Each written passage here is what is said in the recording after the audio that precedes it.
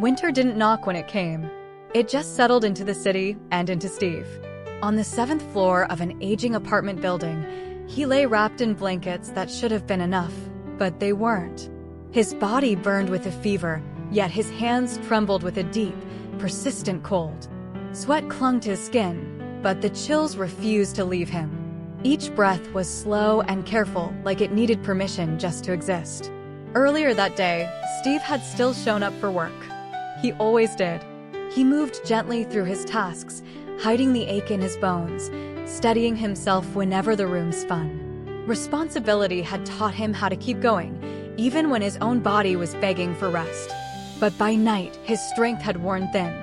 He chose the stairs over the elevator, climbing one slow step at a time, his hand gripping the railing as if it could lend him some of its balance. Behind the closed doors he passed, warm lights flickered. Families were gathering. Laughter and TV shows spilled into the hallway. The world just kept turning, comfortably unaware of his struggle. But inside his room, everything softened into a heavy silence. The fever came and went in waves. Hours passed slowly, then all at once. His phone would glow with notifications and reminders, all of them asking for something from him, none of them offering anything back. No concern, no pause, just noise. As his body weakened, his mind wandered to gentler memories. Times when being sick meant being cared for. When someone would notice the smallest change in his breathing. When comfort arrived without ever having to be requested. Those moments felt so distant now, but they weren't forgotten. Steve wasn't bitter. He was just deeply, quietly tired.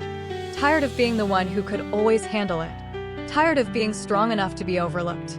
Tired of learning that growing up often meant growing unseen. Somewhere between the dark of night and the faint light of morning, exhaustion finally wrapped around him like a hand that meant no harm. And in that stillness, something warm found its way back to him. A simple thought. He was still here. Still breathing. Still holding on. Still choosing to care for himself when no one else could. Not out of pride, but out of pure necessity. When the morning light finally spilled through his window, it didn't magically heal him. But it did bring clarity. Because one day, everyone becomes someone like Steve. Quiet, vulnerable, and hoping so deeply to be cared for without ever having to ask. It's a reminder that strength should never cancel out compassion. Growing up should not mean growing alone. And sometimes, the smallest act of care is what saves someone from fighting a silent battle all by themselves.